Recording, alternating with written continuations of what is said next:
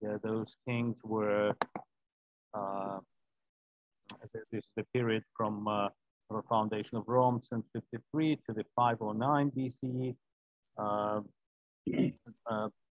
By the way, so I'm sure you all know the new conventions, how we identify BCE versus BC, and CE versus AD.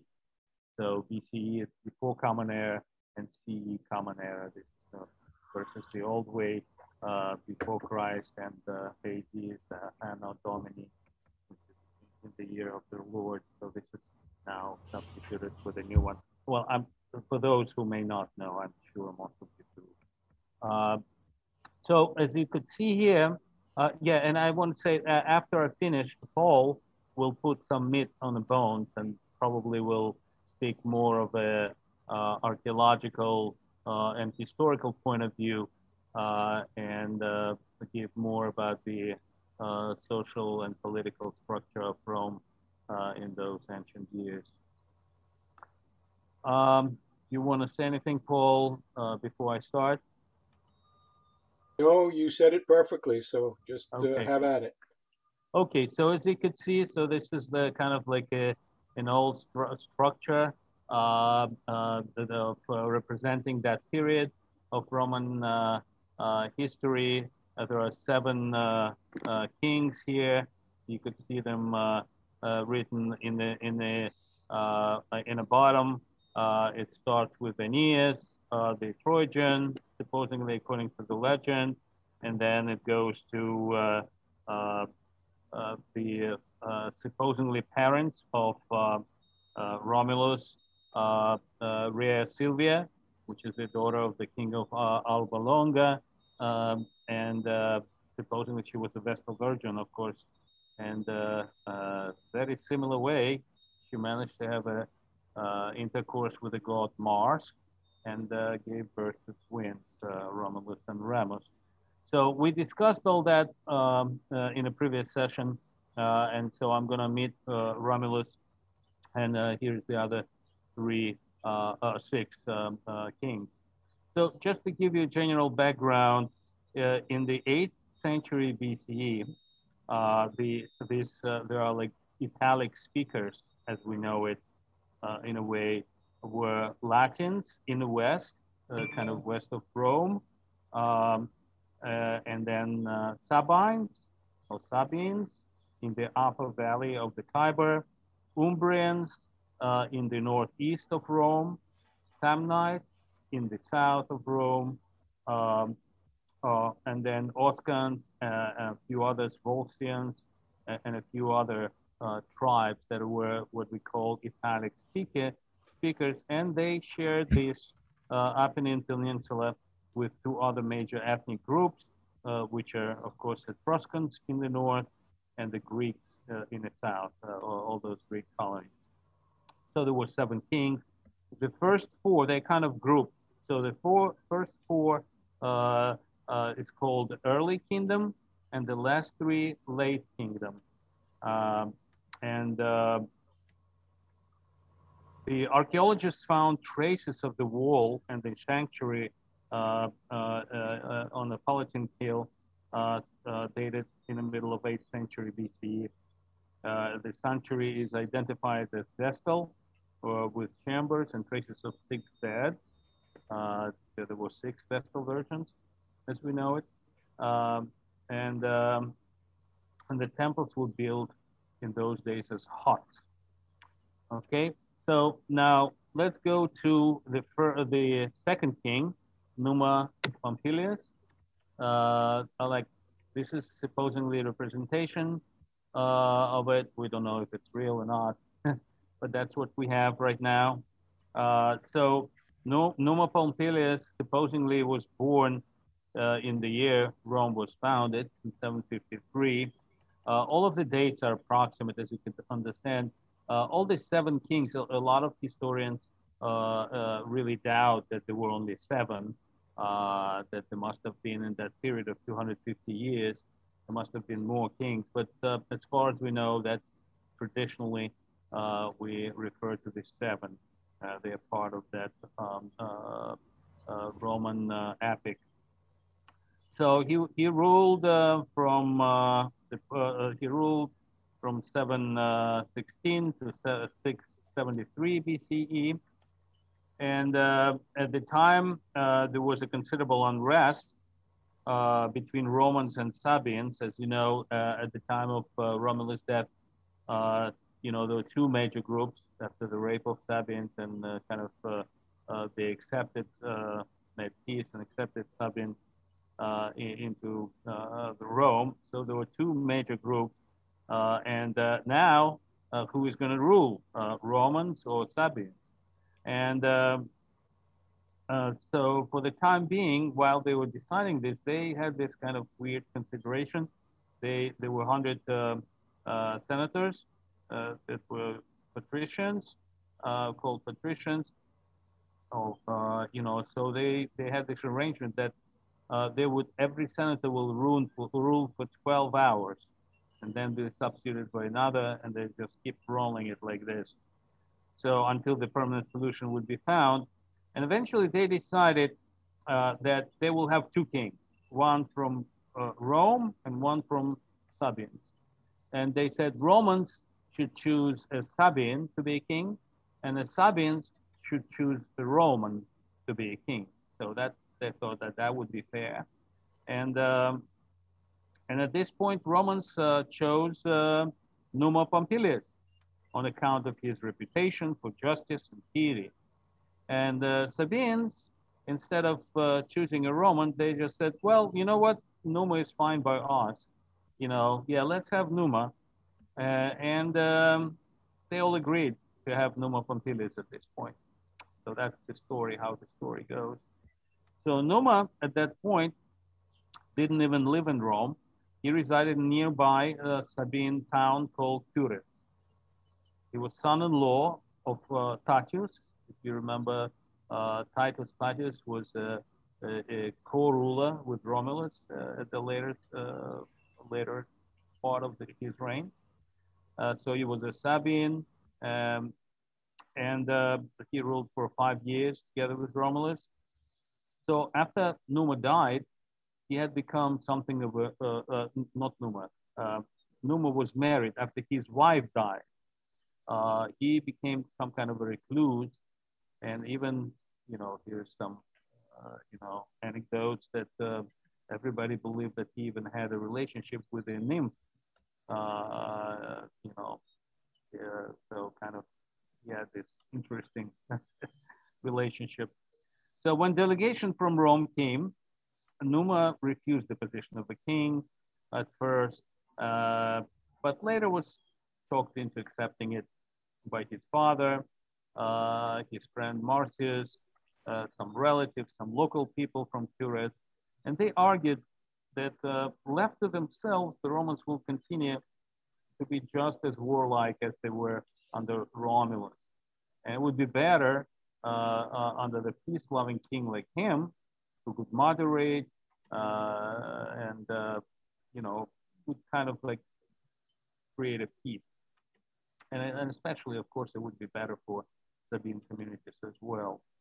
So according to Plutarch, Numa, and by the way, out of 6 kings, Plutarch only wrote about Numa.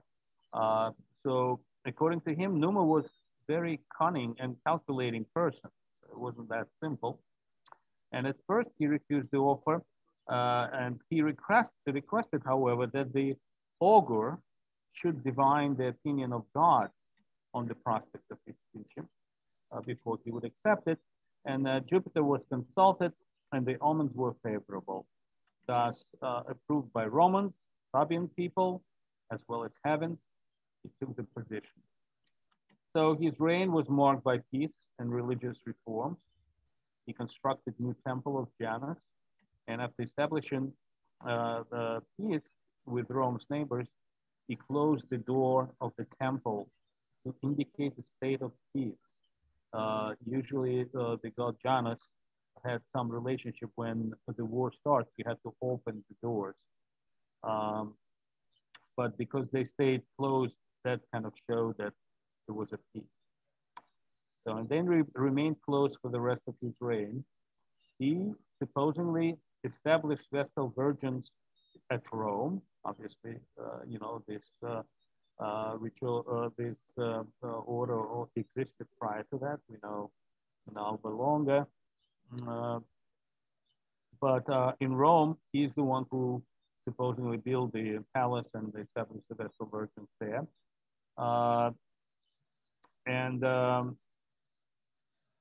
He also built the other temples for Jupiter, Mars, and Quirinus. He also established the office of duties for Pontific Maximum, which would be like an equivalent of the high priest in Roman religion.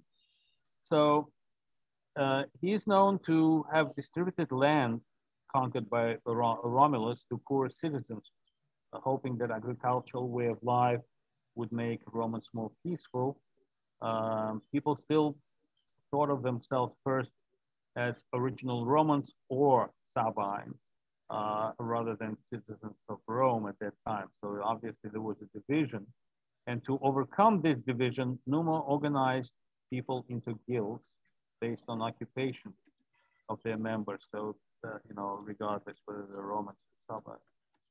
So when Numa died at the age of over 80, he left a daughter, Pompilia, who was married to Marcius, the son of Marcius, who had persuaded Numa to accept the throne. That this Marcius was his friend from his original city.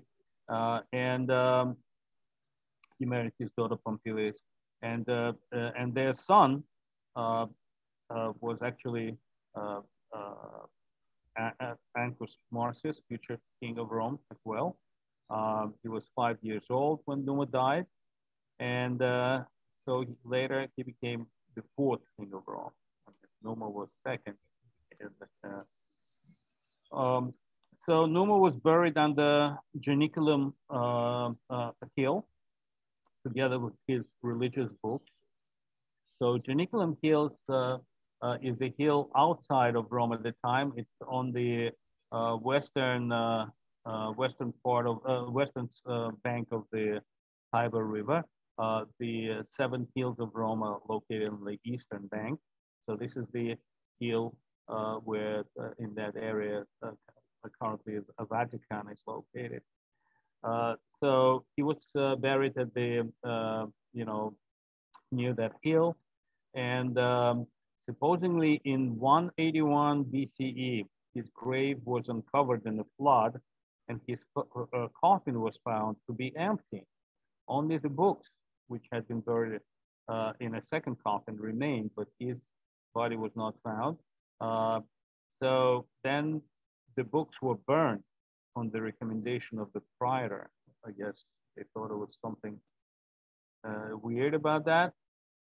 So much of the story of Numa's life is pure legend.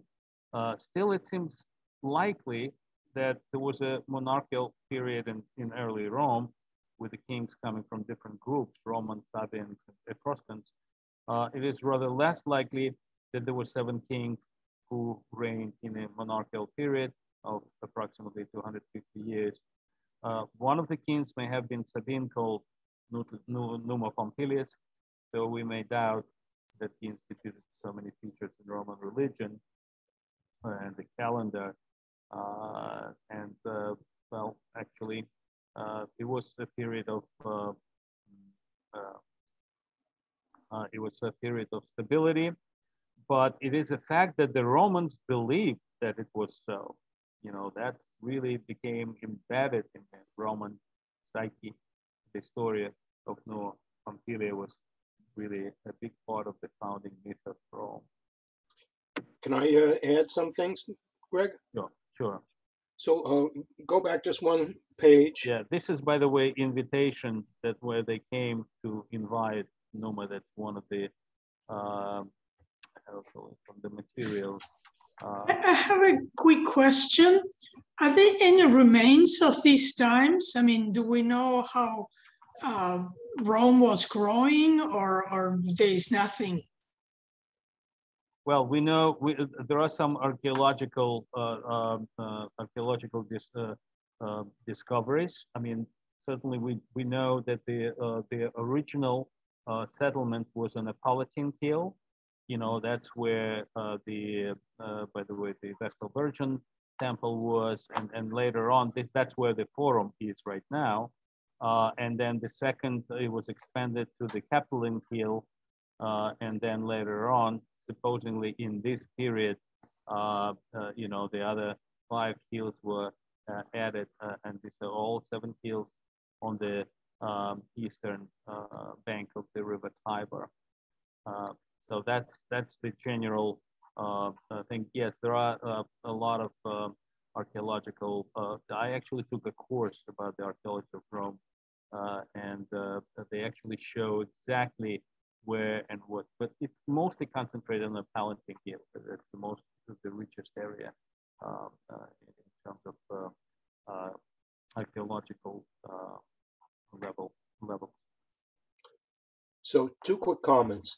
First, Greg mentioned that Numa gets credit for devising the Roman calendar. And to understand, that's a tremendously significant thing. And the reason for that is that the calendar, the Roman calendar, contained lists of festival days on which no business could be conducted at all.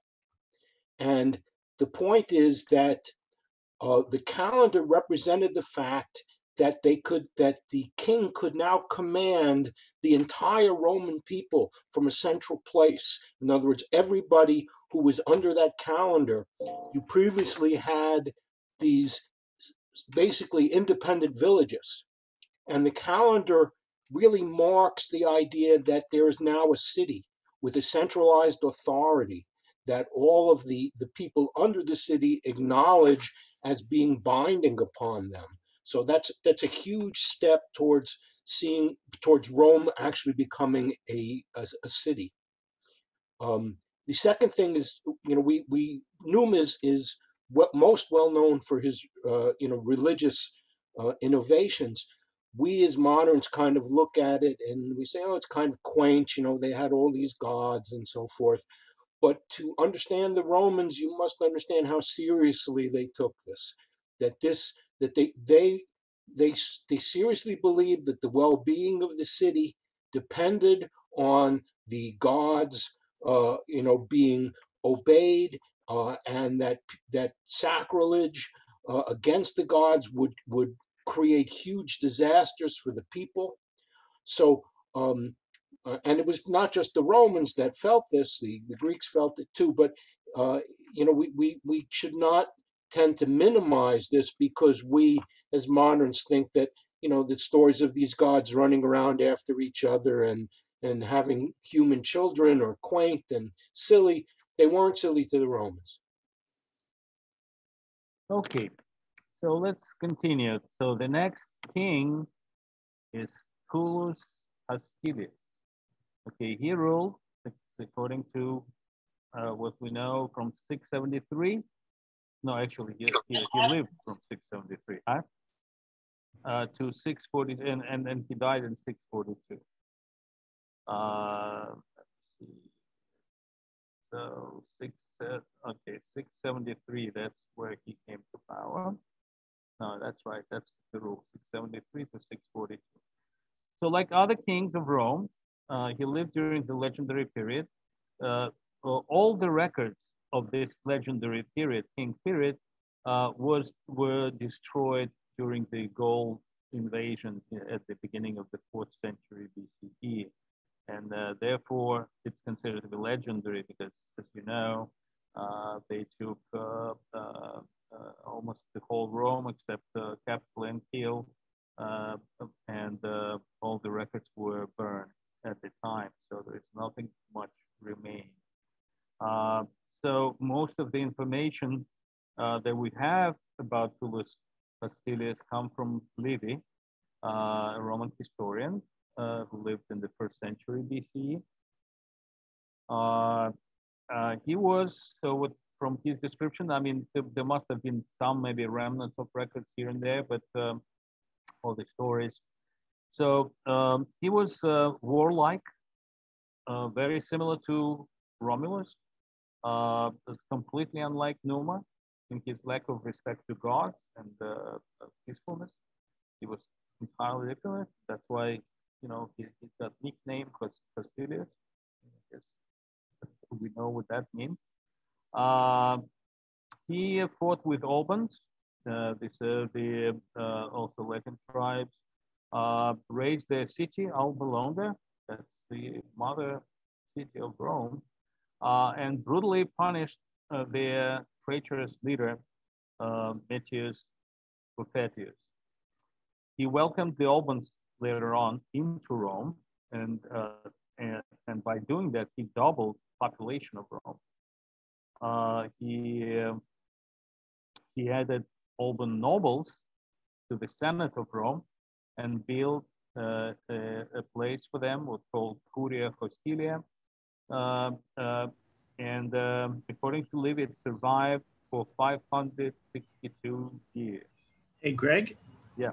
I stepped away for a moment, so maybe I missed this. I apologize if you already talked about it, but his last name, Ostilius, does that fit what I think it means as Latin for hostile? It's not the last name, it's a nickname. It is exactly, that means that, hostile. The word hostile came from that. That's why he was called Hostilius. You see even the way his depiction is like a military man. So it's obviously, he was known for a lot of wars, and as I said, he led the war with the Latins of Alba Longa, destroyed the city, and brought kind of connected, because they're also Latins, with Rome, hey, doubling. Do you mind if I stop you for a second? When he mentioned Hostilius, and that tying into the meaning of the word hostile and his nature, what about Marcus Furius Camillus? Does anybody know if Furius carries any of the same connotations? I'm not sure. I believe that it does not. Hey, Greg, it seemed with this, at least with Hostilius, it sounds like it's almost like a mafiosi nickname, like Mac the Knife or something, like, you know. Yeah, I think it happens. It happens pretty often. You know, it's not his last name. It's definitely it's his nickname. You know, like later on, you will see like there is Tarquinius the Proud, right, or Superbus. It's not his last name. You know, that's you know. That actually, now that you mention it, that's very interesting, because certainly in Spanish we have those kind of ironic, I don't know, as a descriptive nicknames. And we are just tracing back a lot of the words that we use. They come from Latin, so maybe that's another thing that we have from the Romans. You know, a lot of things come from that. Okay, so he also what he did with when he invited Albans, Albans were known to have a great cavalry force, and he added their cavalry force. He made them citizens. He added cavalry force, increased the size of the cavalry of the Roman army, and then later on he had another war with Sabians. You know, because some Sabians were there, some Sabians were independent. You know, there was a battle at Silva Maliciosa, and he threw them into confusion by introducing this increased cavalry force. So he was known that he didn't pay much attention to religious rites, and when a plague struck, the people of Rome believed it to be a divine punishment. So Tullus didn't worry about it until he too became ill, and unsuccessfully tried to follow the prescribed rites at the temple of Jupiter. But Jupiter didn't forgive him, and even everybody said that he was struck down by the bolt of lightning. This is a little verse from Virgil on Tullus. I don't know, I could read it. It's not very, it doesn't rhyme very well, but I guess the poetry of those days were not supposed to rhyme anyway. He shall found Rome anew from mean state, in lowly Cures, led to mitigate way. Remember Cures, that's the city where Numa Pompilia is from, Sabine city. But after him arise one whose reign, and obviously that was reference to Pompilius, arise the one whose reign shall wake the land from slumber. Tullus then shall scare slack chiefs to battle, rallying his hosts, which had forgot what triumphs be, him boastful Angus follow hard upon. You remember Angus Masters was the next king. So this is like something that Virgil wrote about him. So here is the Angus Martius. So Angus Martius, as you remember, is a grandson of Numa Pompilius. So he was born in 678 and he ruled from 642 to 617 BCE. Following this mysterious death of Tullus that nobody knows what it is, but supposing he was struck by a bolt of lightning, but Jupiter was upset with him.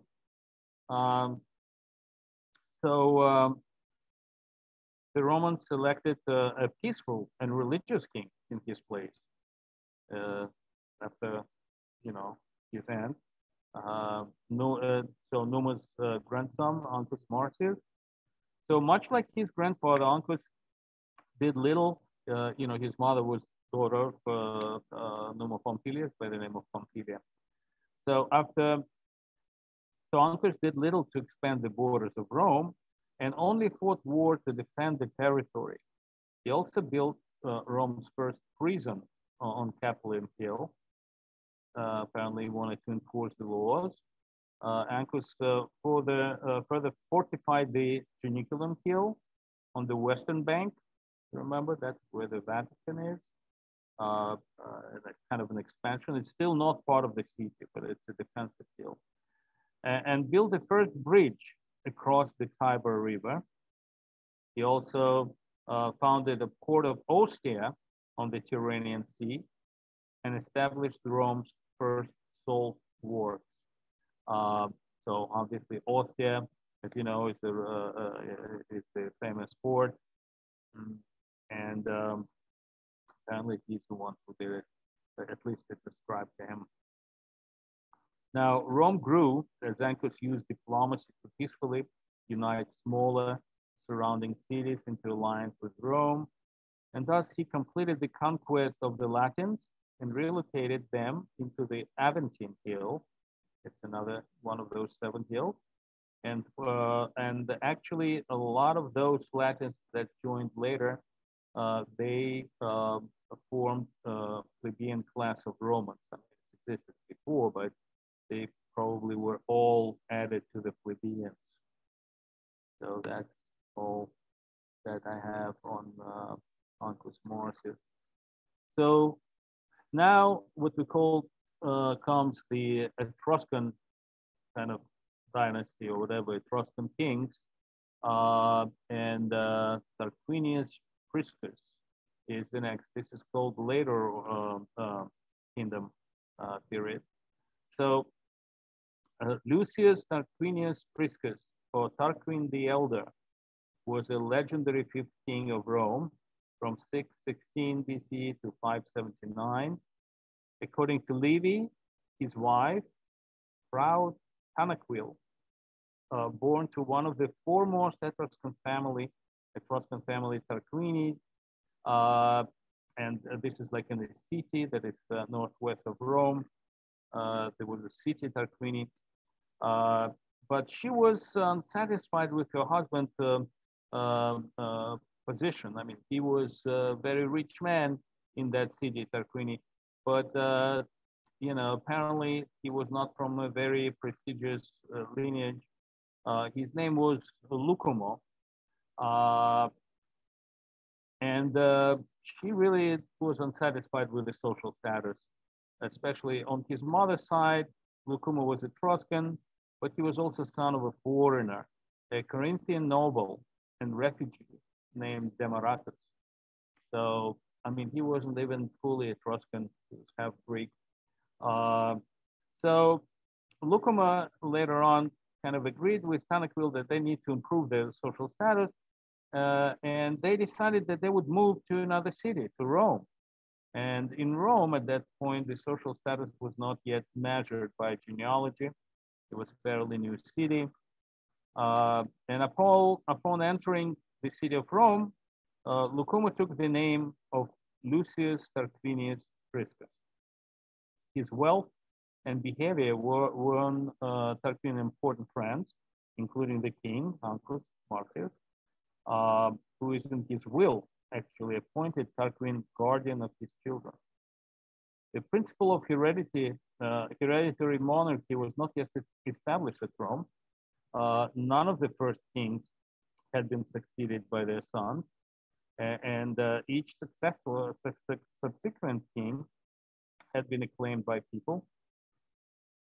Upon the death of Marcius, Angus Marcius, Tarquin addressed the Comitia Curiata, and convinced them that he should be elected king over Marcius' natural son, who was still only youth. In one tradition, the sons were away on a hunting expedition at the time of their father's death and were thus unable to affect the assembly's choice. Upon ascending to the throne, he waged war against Sabines and Etruscans, doubling the size of Rome again, bringing great treasures to the city. Apparently it was a custom, when you win the war, you invite city people into the city. So he increased the size.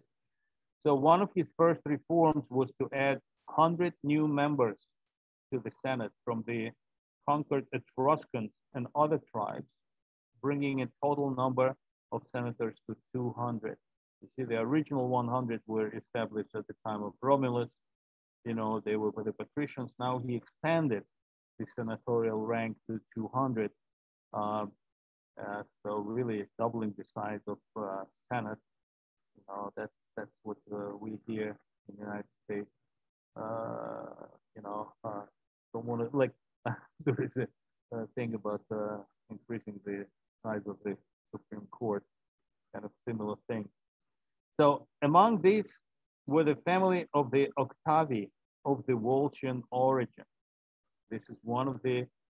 This is the time when the Octavians, who were the ancestors of the first emperor Augustus, that's where they descended from. They were of Volscian origin. That's one of the tribes. There were Volscian swords later on, but that's the time in the 7th century, or even maybe probably it's already at the beginning, like around 600. That's where Octavi supposedly came to Rome. So he also used treasures of Rome that had been acquired during the conquest to build great monuments. Among these were Rome's great sewer system of Cloaca Maxima. Apparently he drained the swamp-like area between the 7 hills of the Rome. You can imagine what was happening prior to that. So at least it's attributed to him that he is the one who built the Cloaca Maxima and really, maybe it's stained glass, who knows. Also, he began construction of the Roman Forum and founded a Roman game, the first Roman game. He initiated building projects. The most famous of them, supposedly attributed to him, is the Circus Maximus, a giant stadium for chariot races. And after that, he started the building of a temple for fortress to the god Jupiter on the Palatine Hill. So Tanaquil, his wife, told her husband that the boy, Servius Tullius, would be a shining light to us in trouble and perplexity. She supposedly was some kind of sorceress with divine future or whatever. So he decided that Servius Tullius is that little boy that really would be a protector of their house. From then on, Servius was raised as their own, and in time was given to Tarquinius' daughter as a wife, a sure sign that he was preferred successor. This, of course, angered sons of Angus Masters. You remember they were bypassed. So they figured the odds of their winning the throne were greater if they killed Tarquin rather than Servius, because they figured Servius is still young and not so popular. So they devised and carried out the Tarquin assassination. So this is the kind of depiction of his assassination. So it was disguised as a riot during which Tarquin received a fatal blow to the head. However, the queen, Tanaquil, gave out that the king was merely wounded and took advantage of the confusion to establish Servius Tullius as a regent. When the death of Tarquin was confirmed, Tullius became king in place of Marcius' sons, or those of Tarquin's sons, even they were preferred. He was married to his daughter, though. So Priscus' reign is best remembered for introducing the Roman symbols of military and civil offices, and also supposedly introducing Roman triumph, being the first Roman to celebrate one. So he was the one who celebrated. Okay, so that's Tarquinius Priscus, and now we're going to go to the next one, Servius Tullius, very important king. Any questions before we continue? No questions. Okay. All right. So Servius Tullius was the legendary sixth king of Rome and the second of its Etruscan dynasty. He reigned from 578 to 535 BCE. So, and Tullius said to have been the son of also Servius Tullius, prince of Latin city of Corniculum. So supposedly he was a son who had fallen in battle against Tarquin, who actually brought the child and his mother, Ocrasia, to Rome. Ocrasia was taken as a spoil of that battle, became a slave in Priscus' household, and Servius' birth to a slave of a royal household made him a part of Tarquin extended familia.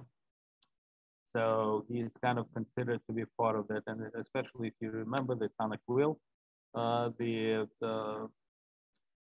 Priscus, Tarquinius Priscus' wife, wanted to adopt him, and he was raised as their son. So according to the language, Tanaquil discovered his potential for greatness by means of various omens, and therefore preferred him to her own sons.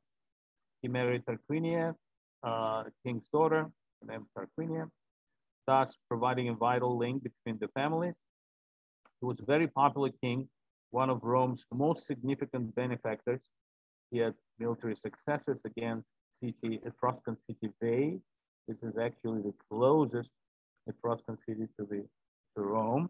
And he expanded the city to include the other 3 hills. At this point, only 4 hills included in the city. He expanded to the Quirinal, Viminal, and Esquiline hills. So now supposedly in his reign, all 7 hills of Rome became part of the city, and obviously the wall was constructed around those extended.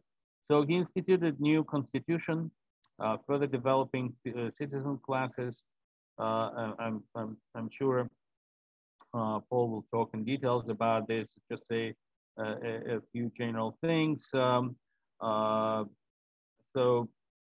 he formed the Century Assembly called Comitia Centuriata, used census to divide population into 4 urban classes based on location, establishing tribal assembly, and later, according to Livy, they were further divided into 35 tribes in a final geographical division. He also oversaw the construction of Temple to Diana on Palatine Hill, and they made reforms that really changed Roman life, voting rights, basing on the socioeconomic status, favoring elites, of course. However, over time, Servius increasingly favored poor in order to gain support from plebs, often at the expense of the patricians. After 44-year reign, Servius was killed in a conspiracy by his daughter Tullia and her husband Lucius Tarquinius Superbus. And that's where it gets really weird, okay? Because it's a very interesting story, obviously. It's a legend, but I like these stories. So he had 2 daughters. Both of them were called Tullias, Tullia Major and Tullia Minor. So Tullia Major was of mild disposition, yet she married a very ambitious man, Lucius Tarquinius. Her younger sister, Tullia Minor, was of fiercer temperament, but her husband, Arun's younger brother, Tarquinius, was not of the same disposition. He was actually kind of mild, you know, and all this stuff. So both families unsatisfied. 2 brothers married 2 sisters, but they were like kind of crisscrossed. And to remedy this, they both conspired and killed their spouses. I'm talking about the Tullia Minor and Lucius Tarquinius, and eventually married to each other.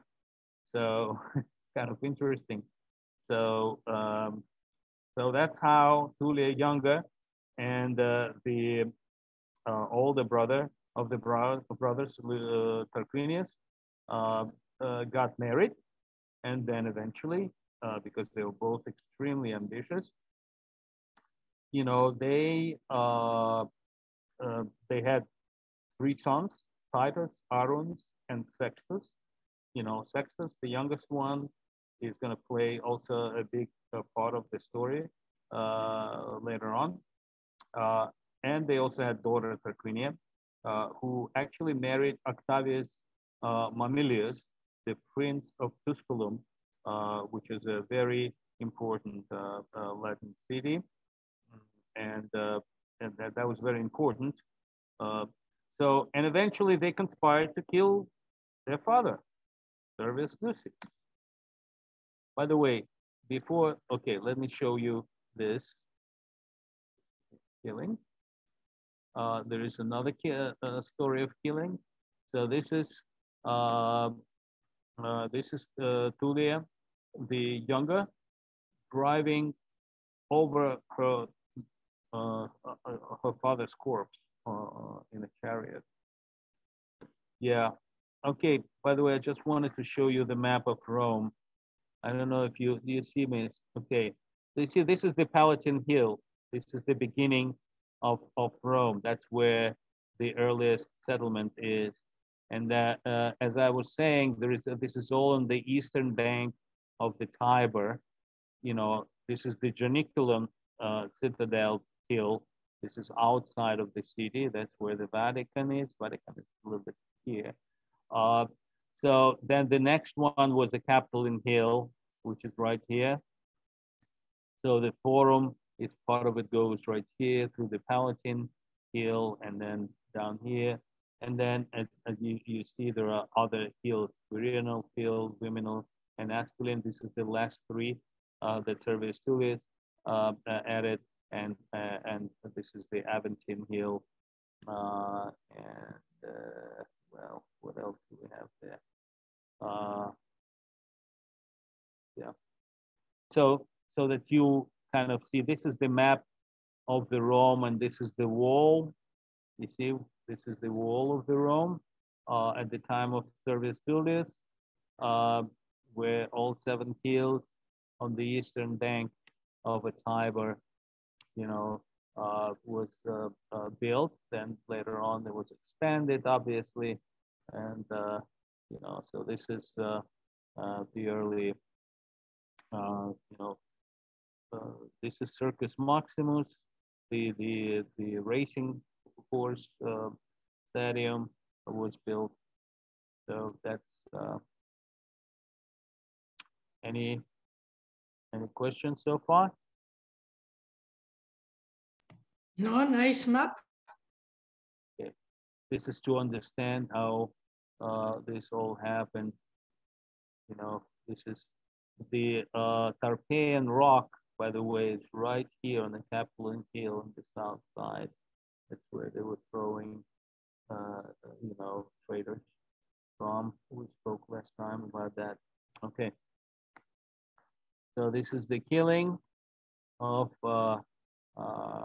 Servius Tullius, and his daughter, was really doing this. Okay, now we come to the last king, Lucius Tarquinius Superbus, or they also called him Tarquin the Proud. Okay, so as you know, Tarquin the Proud, he is the oldest brother who married Tullia the Younger, and they killed their spouses, got married, had children, killed her father, and now he comes to power himself, very powerful, ambitious man, and he is the legendary 7th king and final king of Rome, reigning from 535 to 509. That's when the revolution supposedly happened. The next time we're going to discuss Rome and Latium, which is the early republic, and you'll see that Tarquin the Proud, he wasn't killed in 509. He lived till 495 and tried to regain Rome and made numerous attacks, getting various allies, trying to get back into the power of Rome unsuccessfully. So for another almost 15 years after he was deposed. However, but we'll talk about this next time. So now Tarquin, he commenced his reign by refusing to bury the dead Servius, and then putting to death a number of leading senators. So he started with terrorizing. He suspected that those were loyal to Servius. So he really, then he did not replace slain senators and stopped consulting the Senate on the matter of government. He diminished both the size and authority of the Senate, became a real tyrant. And in another break with tradition, Tarquin judged capital crimes without advice of counselors, just by himself, causing a fear among those who might think to oppose him, because obviously he judged by himself and probably disposed of his animals very easily. He made powerful ally when with his betrothal of his daughter to Octavius Mamilius of Tusculum, among the most eminent of Latin chiefs. There are no historical records again of this period. I already talked about this. They were destroyed when the Gauls sacked Rome in 390 BC.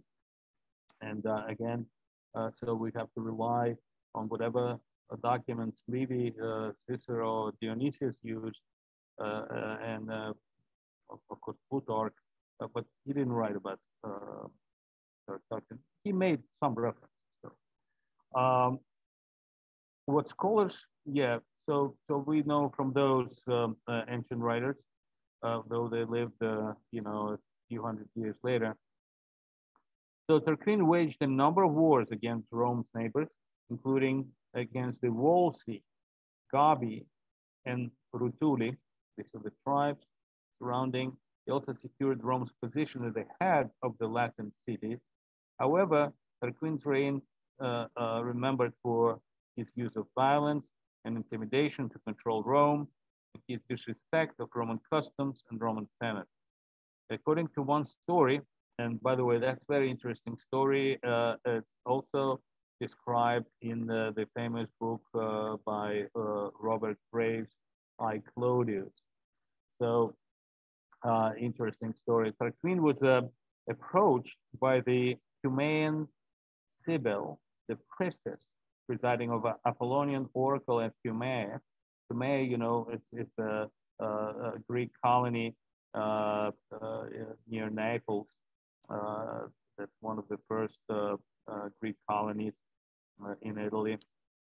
So they established similar to like an oracle, similar temple of Apollo, similar like in Delphi. So Sibyl approached him, that princess, and offered him 9 books of prophecy at an exorbitant price.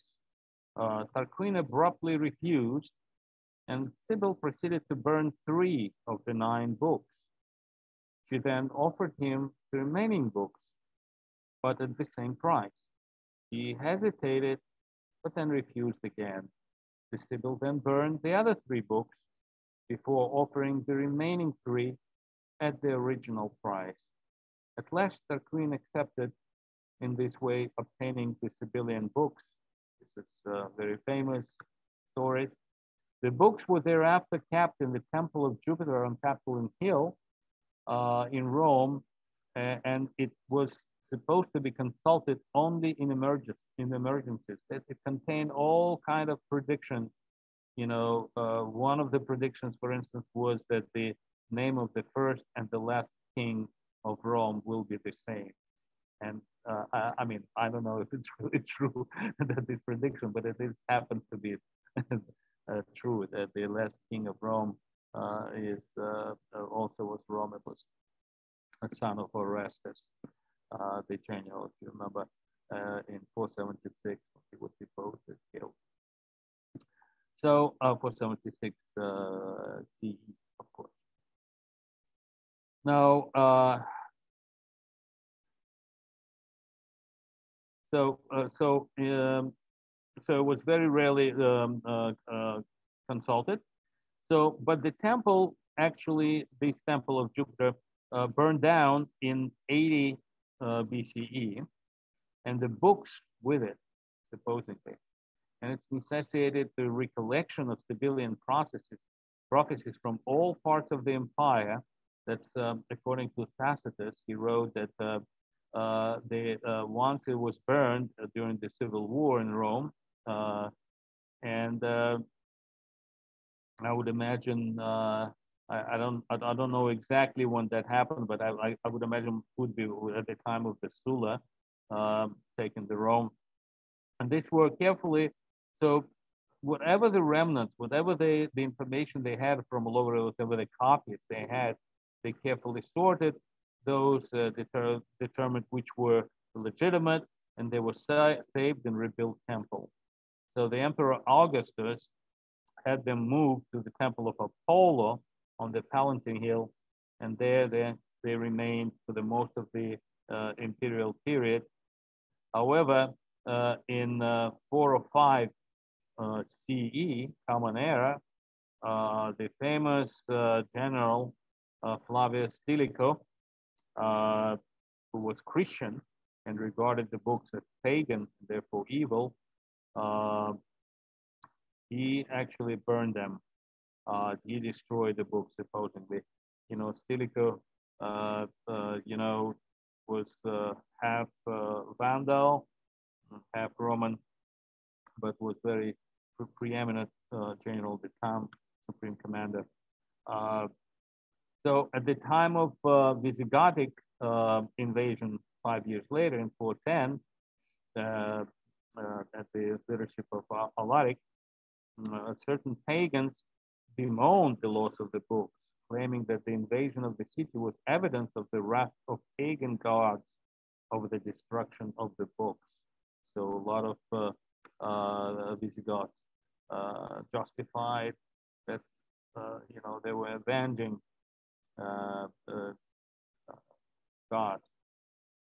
So tension came to head when kings now the last kind of like story that led to a revolution. So the tension came to head when King's son Sextus Tarquinius raped Lucretia, wife and daughter to a very powerful Roman nobles.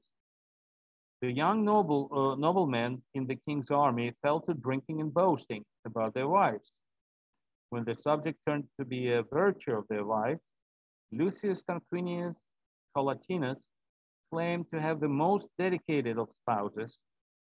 With his companions, they secretly visited each other's homes and discovered all of the wives enjoying themselves entertaining with other men, except for Lucretia, the wife of Palatine, who was engaged in domestic activities. Lucretia received the princess graciously, and together her beauty and virtue kindled the flame of desire in Palatine's cousin, Sextus Tarquinius, the king's son. After a few days, Sextus returned to Calatia, where he implored Lucretia. Calatia was the villa in a village near the Rome, where he implored Lucretia to give herself to him. When she refused, he threatened to kill her and claimed that he had discovered her in the act of adultery with a slave if she would not yield to him. So that was like the horrible, horrible crime. Not only being adulterous, but being adulterous with a slave, that was impossible for the patrician. So to spare her husband the shame threatened by sex, Lucretia submitted to his whim. But when he had departed for the camp, she sent for her husband and father, revealing the whole affair and accusing Sextus. Despite the pleas of her family, Lucretia took her own life out of shame. Let me see, there are some, this is the rape. It's Titian or Tiziano. Yeah, both of the pictures. He made a few variations of them.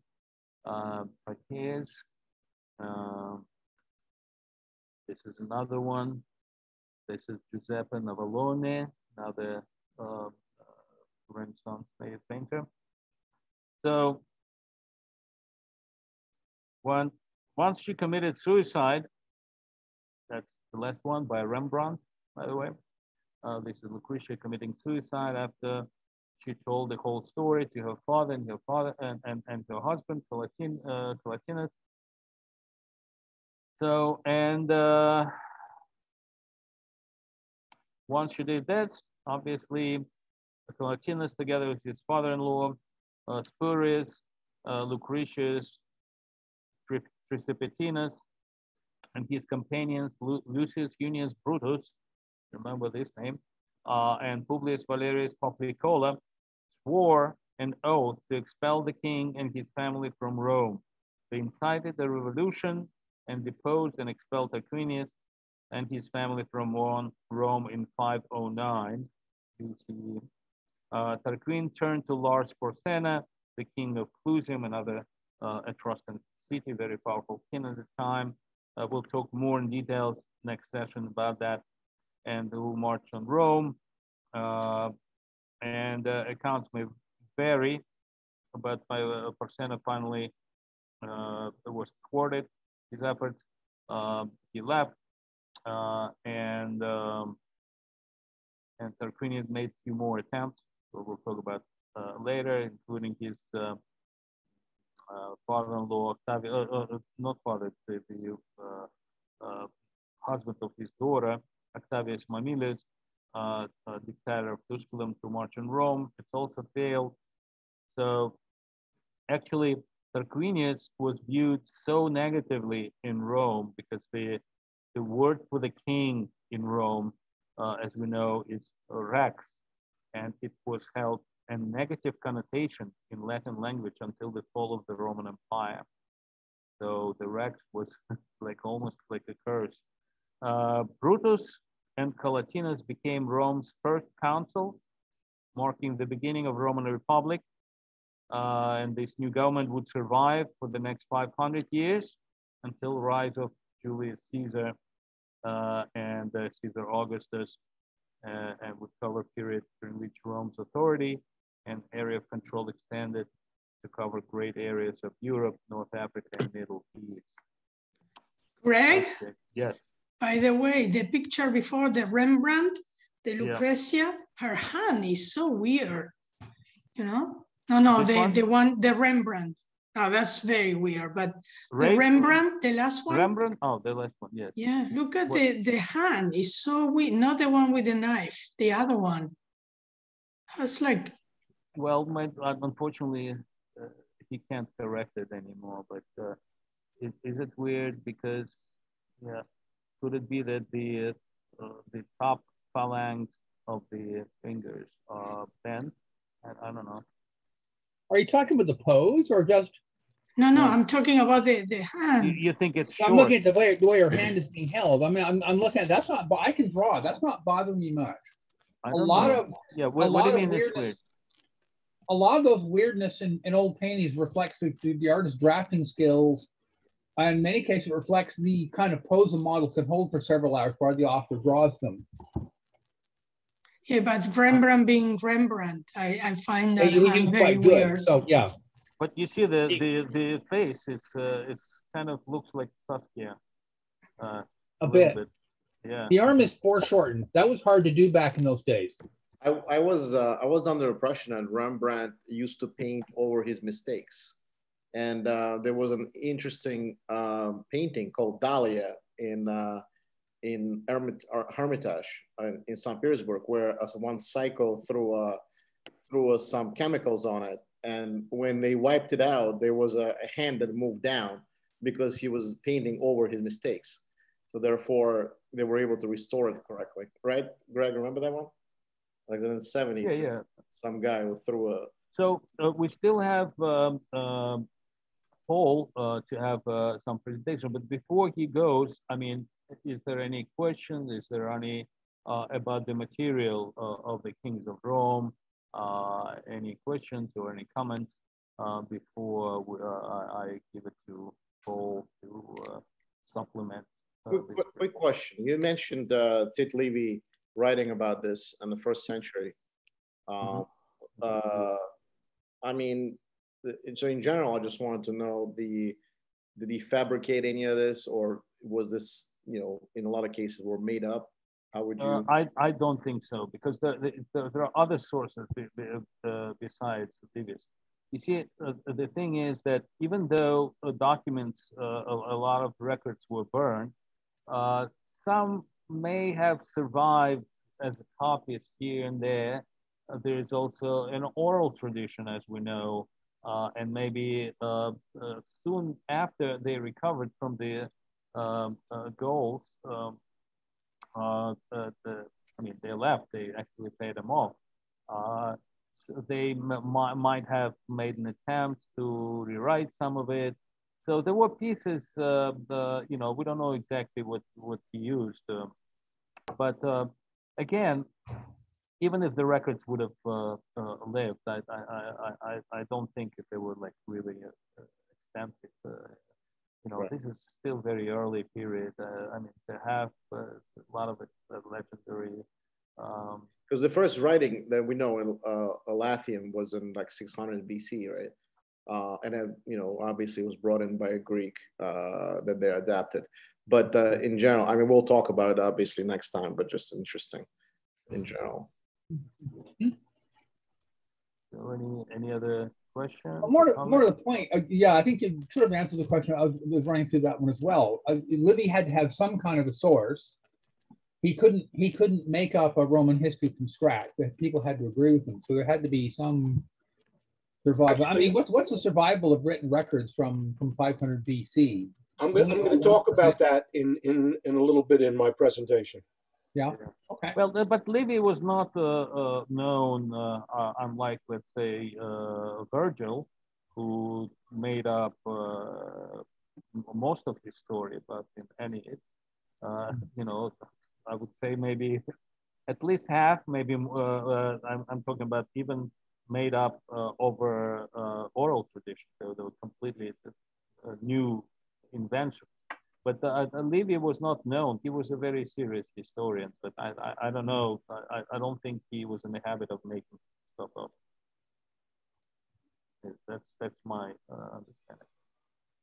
Anything else?